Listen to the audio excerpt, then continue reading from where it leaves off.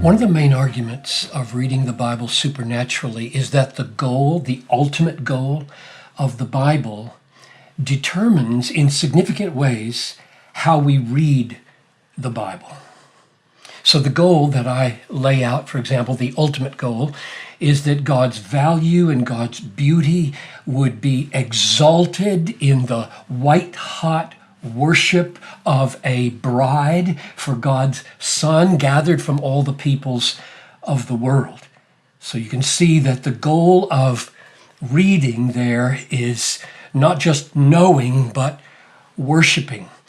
But as soon as I say that the goal of reading governs the process of reading, we're in a problem, aren't we? Because in order to know the goal, I have to read. And yet you've just told me that I can't read properly until I know the goal. So what are we going to do about this? It seems like we're trapped. There's a name for this trap. It's called the hermeneutical circle. And it's often described like this. You have to know the whole of a literary unit in order to properly construe the parts. But you can't know the whole until you construe the parts.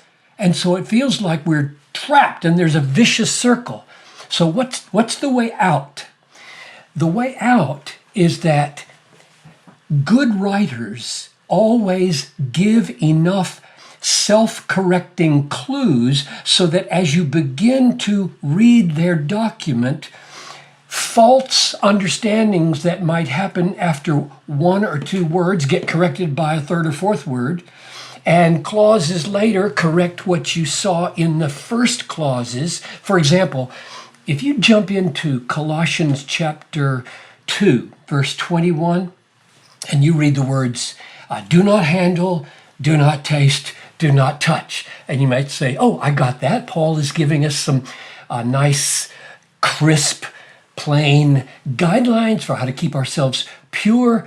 And then you broaden your lens out to take more of the parts into account in construing the whole. And you realize, wait a minute, he said, why do you submit to regulations like do not handle, do not touch? And you realize, oh, I just made a mistake in construing those commands as though they were to be obeyed when Paul says, don't obey those commands. So you get a picture there of how an author gives enough clues in his context that your mistakes in putting together the whole from the parts gets corrected as you go along.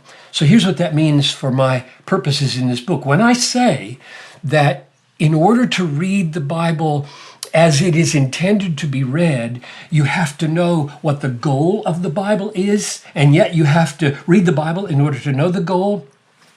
We go ahead and we start reading, and we put the pieces together, and I spent a third of the book almost trying to persuade you that the ultimate goal of this book is not just to stock our heads with truth, but to inflame our hearts with worship. If you get persuaded of that, then you circle back and you realize, oh my goodness, reading this book requires of me powers that I do not have.